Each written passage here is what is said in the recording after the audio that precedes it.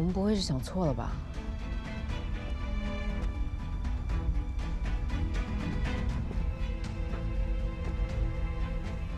找个大修厂，你亲自盯着，把这车给我拆了，一件一件的找。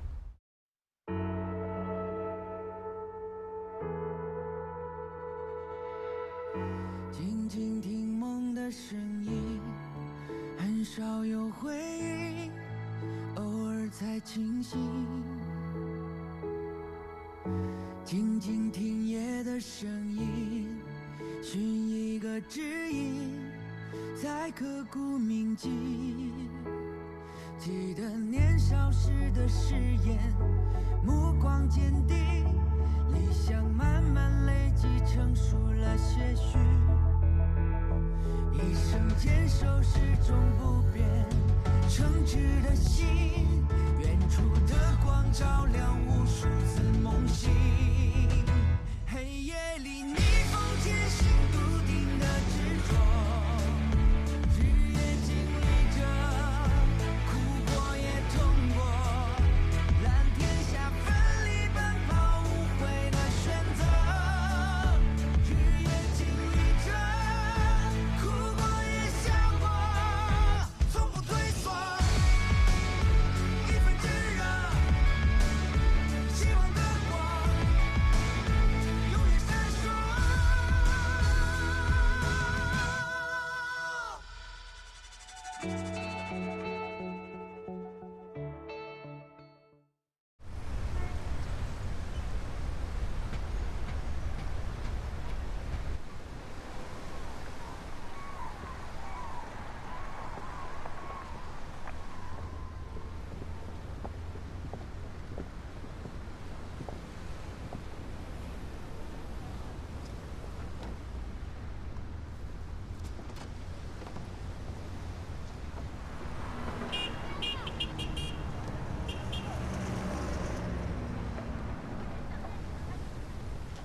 他们穿的是铁石矿业集团的制服吗？嗯。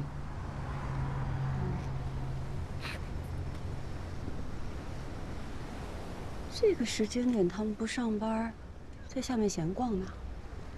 他们不是工人。我给赵家维每一个适龄的人都发了一套制服。为什么？一个伟大企业的背后，一定有一股隐形的力量，自我身份的认同很重要的。你再看一下，他们是在闲晃吗？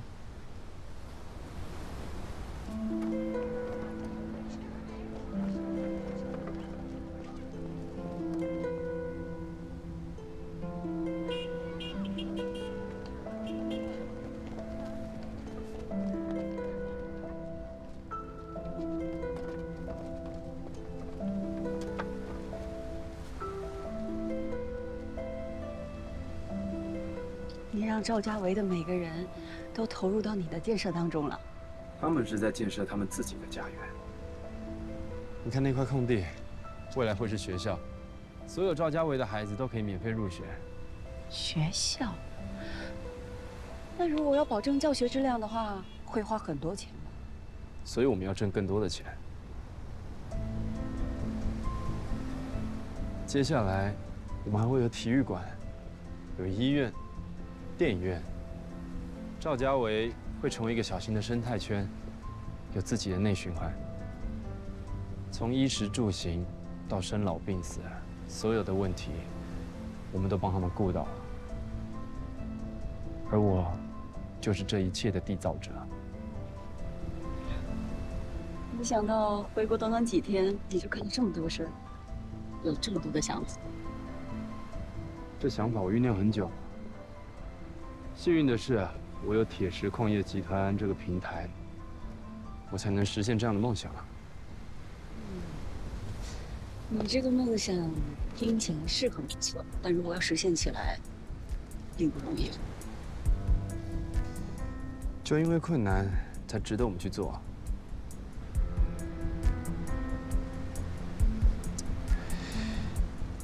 你跟长征说要来我们集团的事了吗？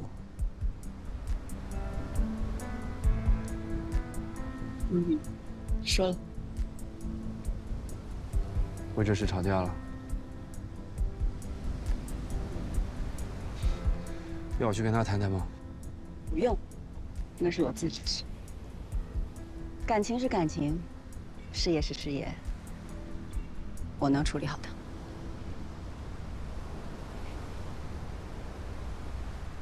感情我这一下班就赶回来了，你还是因为工作找的我？也不全是，我是真的没吃饭，而且刚好这又在你家附近，我想着就喊你一块儿了呀。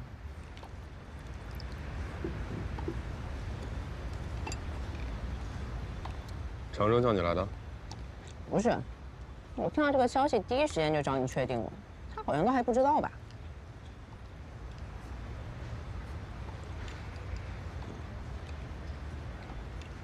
是我把我师母劝回来的，就在家呢。你要不知道地址，一会儿发你。哎，我知道，我就是想找你帮个忙，我是怕他不见我，要不你帮我提前联系一下他。好。哎，等会儿，你吃完再打啊。哎，这个馄饨的味道怎么样呀？哎，你还别说，不错。我还真不知道我们家附近有这么好吃的东西。哎，你这个人啊，活得一点烟火气都没有。那还得你这个活得有烟火气的多带带我。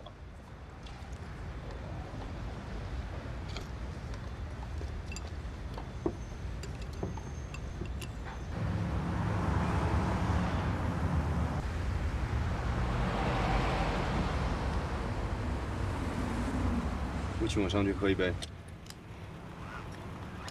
我需要一个人回去静静，仔细品品你今天给我画的大饼。那是美好蓝图，吸引到你了。如果真的像你说的那样，在赵家伟实现内循环的话，那铁石矿业集团将会成为一个小王国。那你就是这个王国的国王。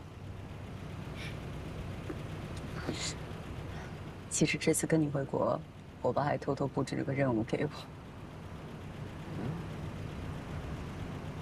他让我暗中观察你们铁石矿业集团有没有投资的潜力和发展的空间。我还不知道你爸对铁石矿有兴趣啊。不管是铁矿，还是脆苹果，还是垃圾燃烧发电，只要能挣钱的，谁不感兴趣？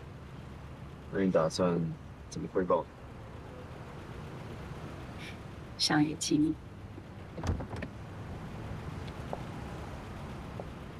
哎，好评还差评啊？给你5颗星哦，赵师傅。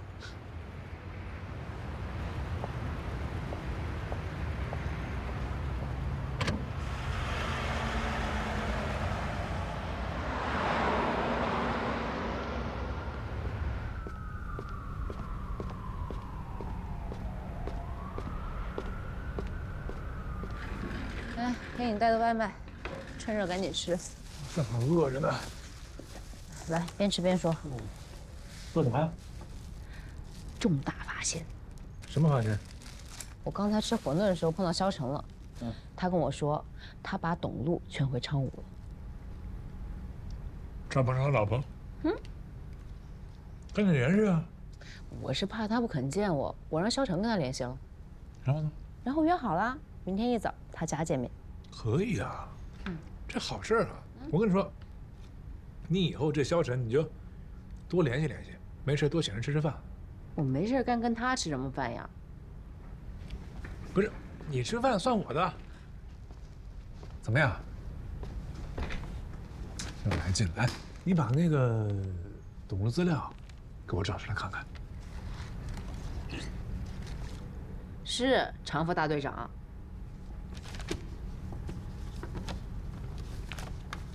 这不是你俩吃剩的吗？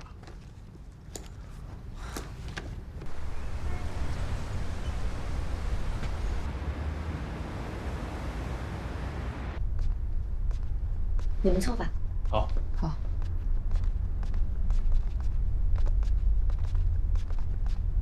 不是，谢谢。谢谢嫂子。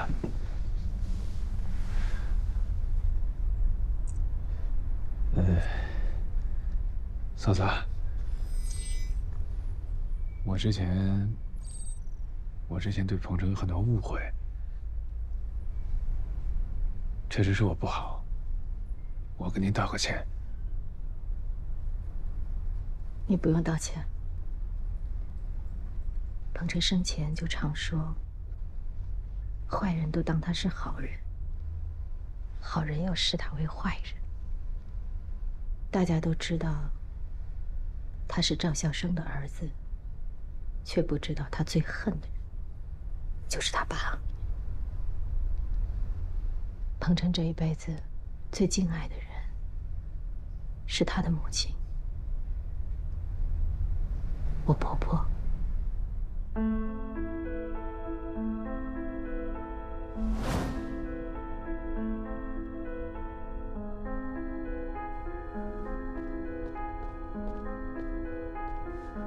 她是个单纯的山里姑娘，进城找工作，结果被赵孝生骗了，怀了孕，又不敢声张，就自己回到山里，把孩子生下来，一个人带着孩子，吃了很多苦。彭程10岁那一年，赵孝生不知道从哪里知道自己还有这么一个儿子，就带着人进山里，把彭程抢回赵家。他痛恨我婆婆把儿子藏匿了10年，于是就叫人把他关在山里，不准出来，更不准他们母子相见。直到彭程上大学，离开了昌吴，他就进山里找妈妈。可那个时候，彭程妈妈已经疯了，完全不认识已经长大的儿子，只能长期住院，还要请人照顾。彭程跟我确立恋爱关系的时候，第一句话就问我，能不能接受他有这样一个妈。赵孝生在人前对彭程妈妈照顾得无微不至，出钱出力，一副要把我婆婆治好的样子。可人家医生早就下了定论，由于时间太久，婆婆是不可能康复的。彭程参加工作以后，就把我婆婆接到这个家里来，坚决不再要赵家一点东西。3年前，我婆婆去世，彭程告诉我说，在这个世界上，他跟赵家唯一的羁绊都没有了。我们的孩子也没有跟他姓赵，而是跟了我的姓，叫董自立。嫂子，我确实是……你不用内疚了，我相信彭程在天有灵，他会原谅你的。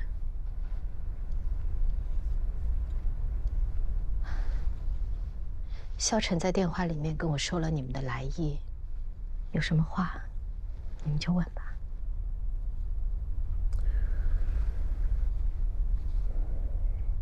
是这样，嫂子，我们就是想了解一下，彭程在出事的前2天，有没有去过什么地方，或者是接触了哪些人？那几天，他正常上班、下班，回到家，辅导孩子功课，晚上没有出去，也没有什么人来找他。他在单位上干了什么，我就不知道了。工作上的人和事，他不跟我说，我也不会问，这是我们之间的默契。那他回家之后有没有一些异常的举动啊，或者是说了一些奇怪的话？听你这么一提，我突然觉得那几天他跟我和孩子说话的语气，好像是有一点奇怪。诶，错了吧？最小单位是毫米，然后是厘米，以后这种错误不许犯啊！哎，明成，你看见我医保卡了吗？我想去买点感冒药。感冒了？嗯，家里边常备药啊，记住了。这个抽屉，司令，过来。妈妈感冒了，春包药啊，1包。跟我来。啊？干嘛？东西呢别随手放，放在固定的地方，养成好的习惯啊。找起来就不会抓瞎了。我抓什么瞎呀？不是有你在吗？我要是不在呢？打电话问你呗。药泡好了。啊，谢谢宝贝儿。来，司令，大伯也嘱咐你一下啊，以后妈妈找不到东西啊，你帮妈妈找。这第一个抽屉呢，放的都是咱家比较重要的东西，房产证、户口本儿、你的荣誉证书，还有这些银行卡、医保卡。这个抽屉啊，哎，备用钥匙、数据线这些生活用品，记住了啊。好，这儿呢啊，这个抽屉。我知道了，知道了，隐形眼镜我知道。好了，去写作业吧。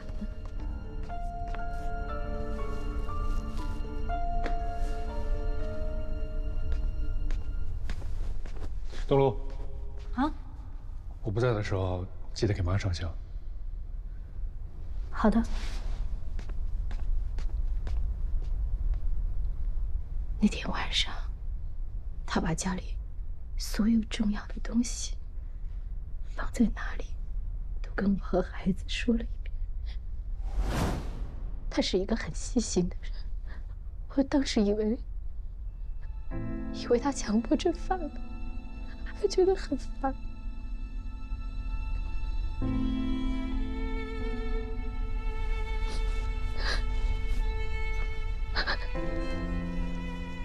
在交代后事。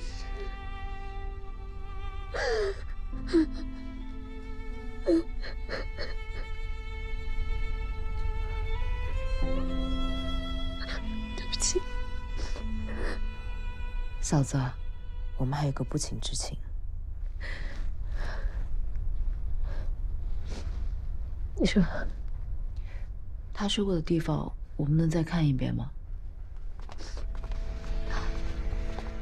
那天庞晨跟我交代了，重要的证件都在这里面，然后这是一些备用的钥匙，你看一下。好。啊，还有这边都是我个人的一些东西，他永远都记得比我清楚。你看。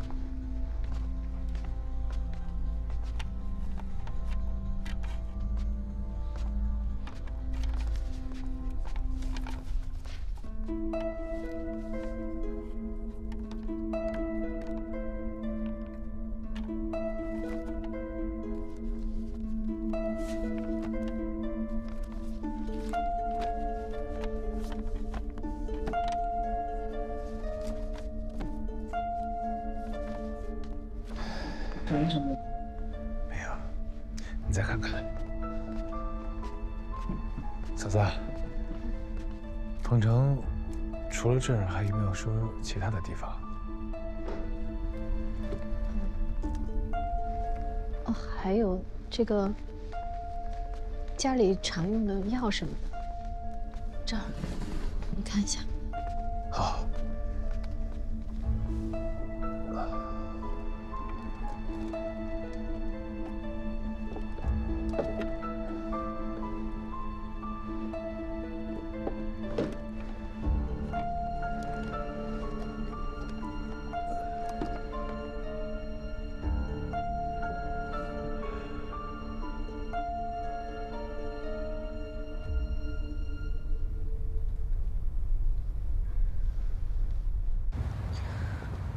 还是什么都没有找到。上车。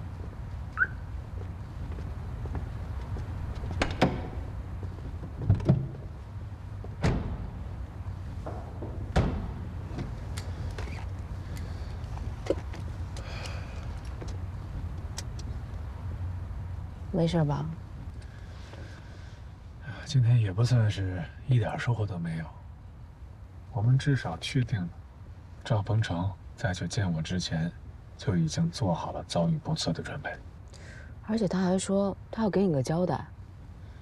我就在想，这个交代呀，他是要跟我表明一个态度呢，还是就要跟我聊一聊，还是说要……哎，你不用绕弯子了，肯定是赵家父子犯罪证据，要不然他也不会被人杀，还嫁祸给你。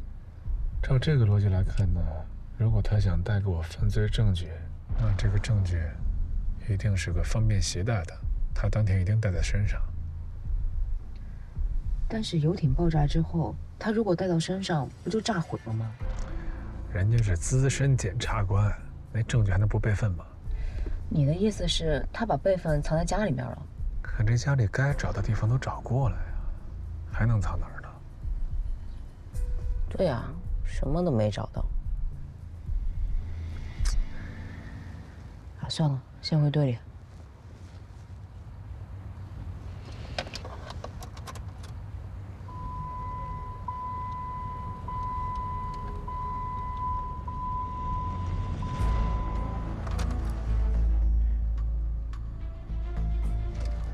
车里。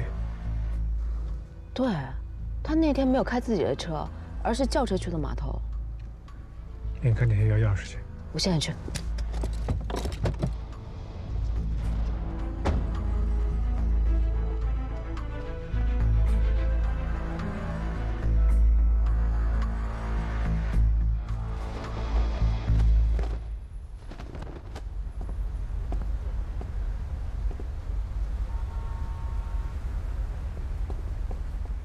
有新发现。刚刚拿车钥匙的时候，朵朵说她突然想起一件事儿。董路啊，车钥匙呢，放门口柜子上啊。嗯，好。哦，这些天有重要的事儿的话叫车，千万别动我的车，知道了？知道了，洗手吃饭。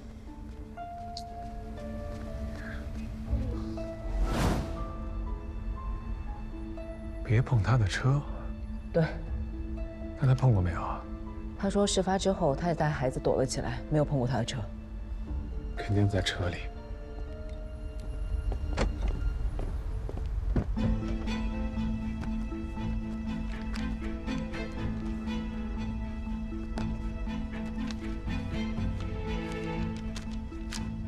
找个大修厂，把这车给我拆了，一件一件的找。好，我现在就去。这个案子是厅里督办的，是你们要抓紧啊！哎，夏局，您这边请。你办公室不在里面吗？啊，原来这是咱们的队部，后来专案组成立之后，就把这儿当专案组办公室了，搬到那儿了。没什么不愉快吧？怎么可能呢？小区，长征的脾气你了解，他跟我的关系有，能避免就避免吧。政府大队长成天争得面红耳赤的，影响不好。行，成熟了。没有。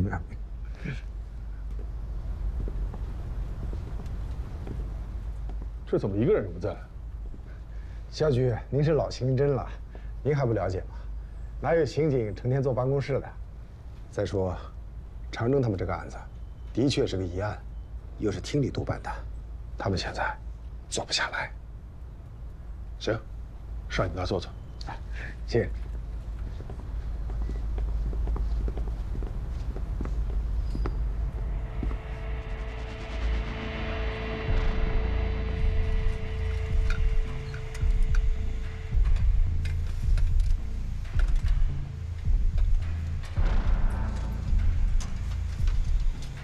师傅，这个车的拆卸一定要仔细，上上下下里里外外所有东西都不能少。好，放心吧。嗯。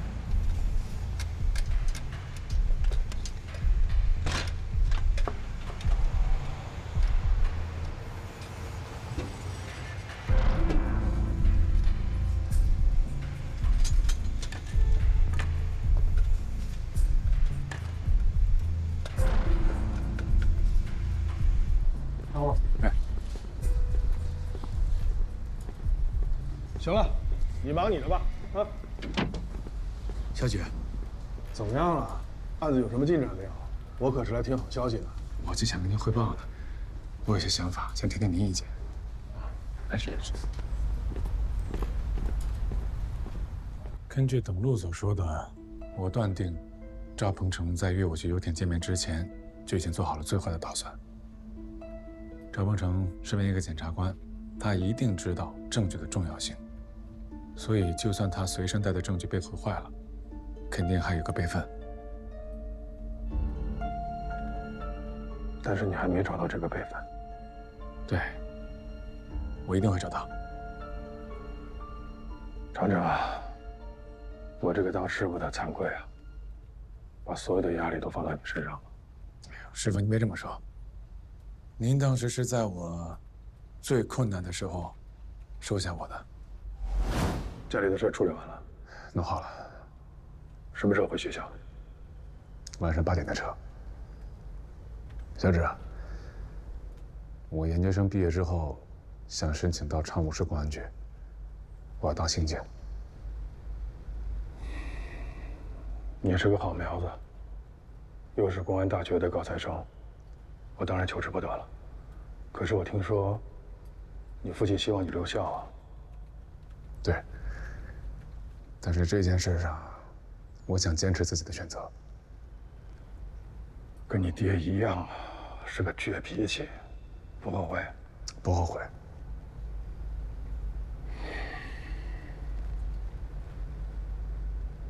好，我答应你。你到昌武公安局报到的那天起，我亲自带你，收你做徒弟。啊？啊什么啊？我这个干了20年刑侦的老警察，还不够资格做你的师傅啊？不是，我不是那个意思，我是，这挺意外的。实话跟你说吧，我跟你父亲早就说好了，你也知道，我跟他是老战友，他又是我的老班长。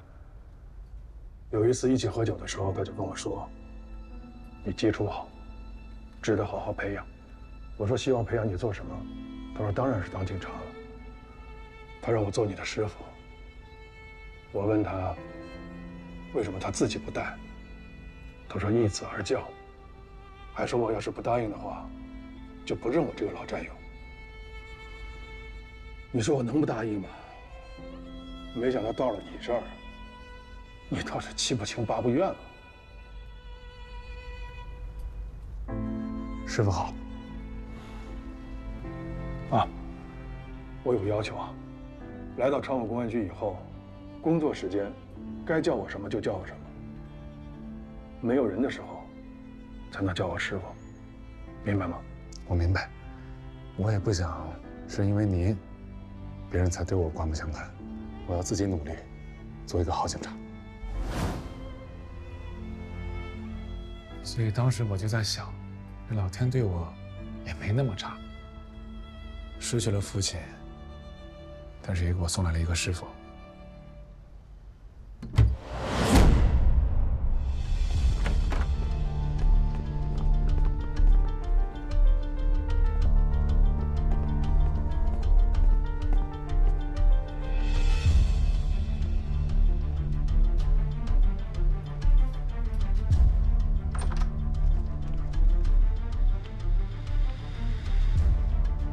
怎么不敲门呢？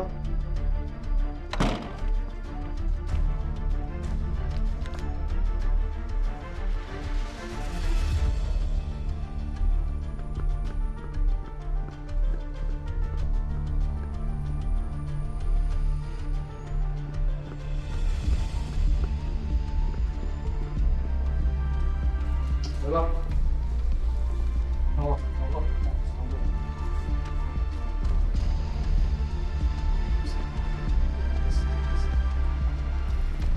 往后，往后，来，没事。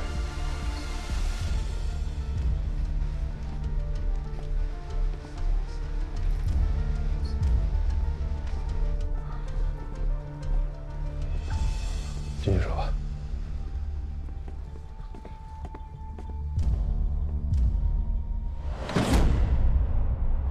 是不是有点神经过敏了？我也不知道，反正我这段时间不管做什么，总感觉有眼睛在看着我，而且不止一双。你是怀疑我们内部有问题？自从我带回来的炸药莫名其妙的消失之后，我就怀疑我们这有内鬼。师傅，我们能不能做一次彻底的内部清查？内部清查是个大动作，特别是这件事情，如果没有证据就展开调查的话，很容易搞得人心惶惶，对工作开展不利啊。这样吧，这件事你先不管了，我派人暗中调查，一旦发现有什么线索，马上通知你。好，行，我先走了。不送出去。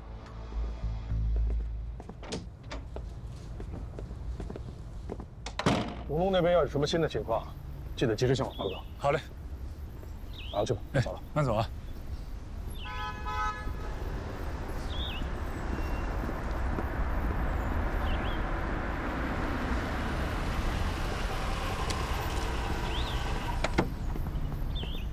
怎么样？全拆了，什么都没有。唉，那就给人送回去吧。我开吧，你坐车去。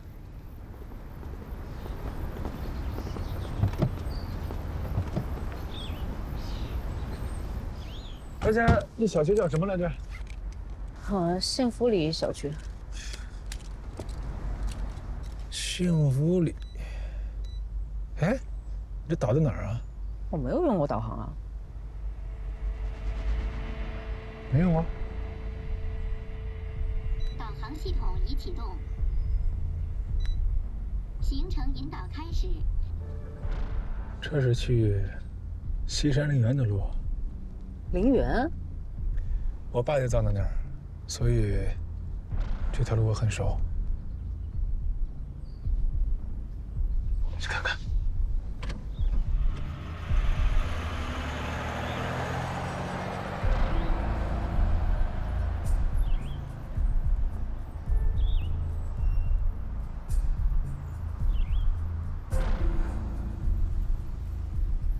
哎。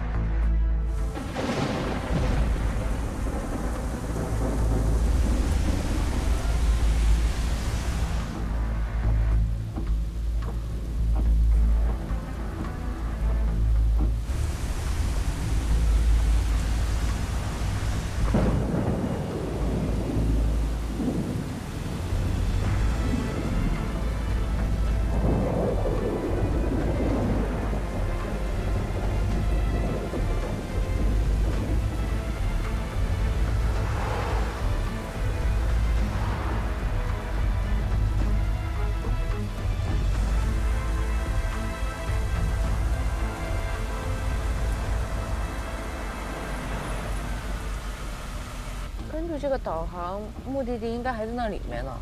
他导这个地方，应该是里边的那个避葬区。我爸葬在那儿。你确定？我也不确定，我之前都是从旁边的门走进去的，我从来没有开车进去过。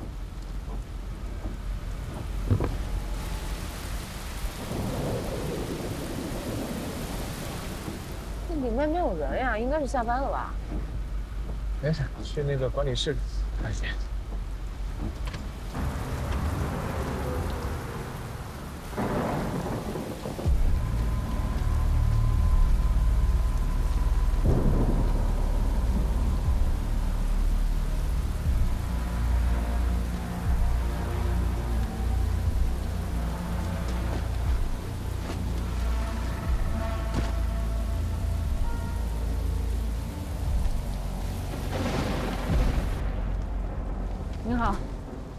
我是警察。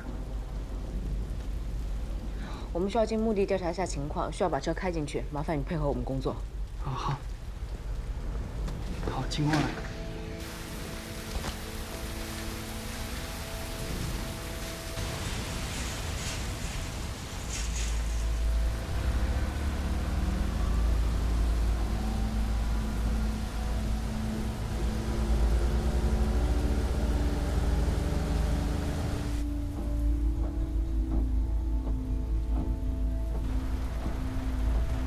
哦，往里走。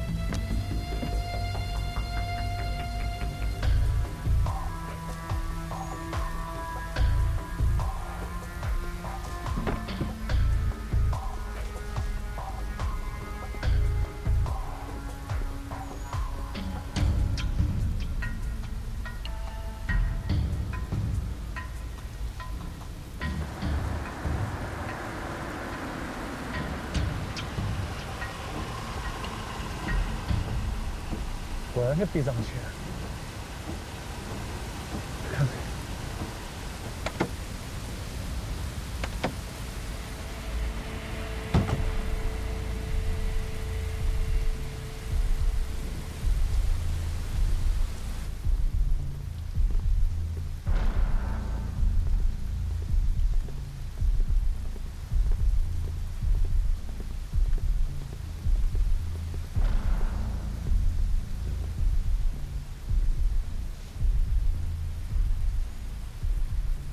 爸，这是我同事。你爸就葬在这里啊？对。我爸生前说过，只要赵家不倒，他就不入土，所以先葬这儿了。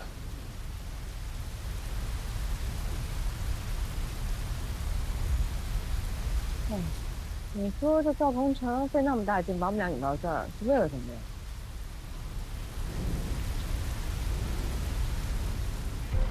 他不会是把辈分藏到你爸？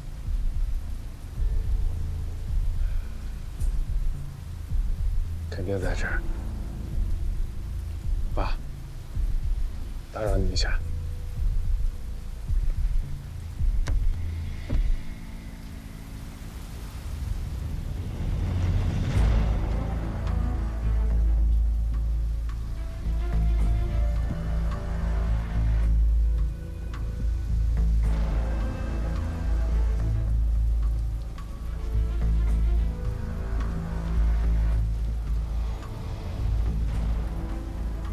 有没有人？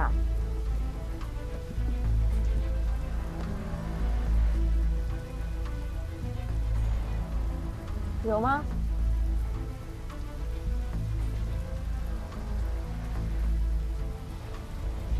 不可能，不可能，我想错了。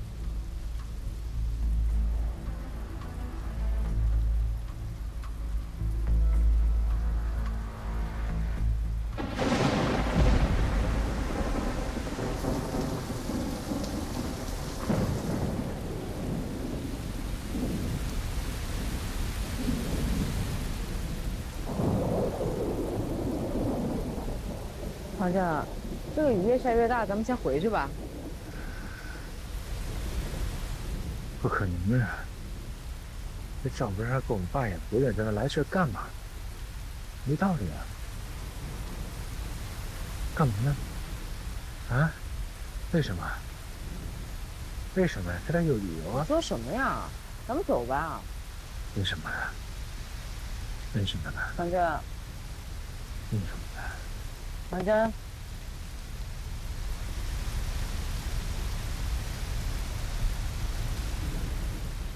你先回去吧，我再看一看。哎，别去了，刚刚就这么点地方，找了1个多小时了。先回去。你冷静一点儿，就算赵鹏程的证据找不着，还可以想其他办法呀。还有什么办法？还有什么办法呀？证人查一个死一个，线索摸一边就断，每次都这样。还有办法？我爸就是因为查到线索，所以躺在这儿；赵鹏程就是因为查到线索，所以被炸死了。你懂吗你？我知道，但你现在这样有什么意义？那你告诉我什么有意义？什么有意义？程真，回去。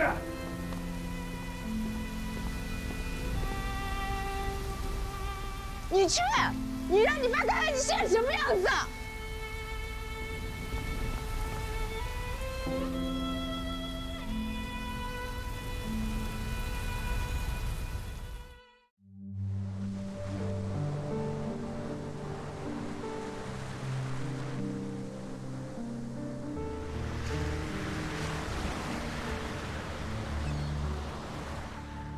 没想过藏在心底的悲伤，源自一些迷茫，过程有些漫长，就把自我隐藏，尽全部力量，直到看见曙光等一刻天亮。我一拐。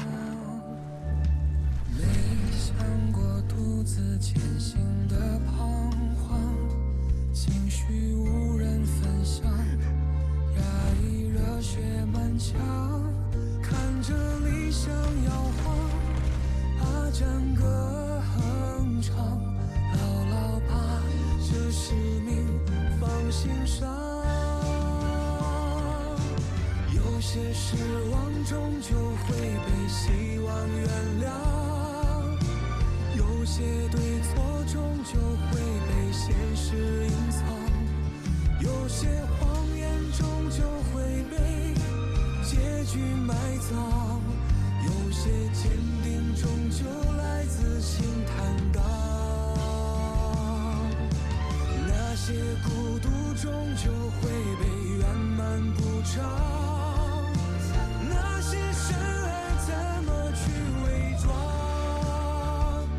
那些伤害怎么退让，等到天亮，阳光终究会带给世界光亮，那些伤害怎么退让，等到天亮，阳光终究会带给世界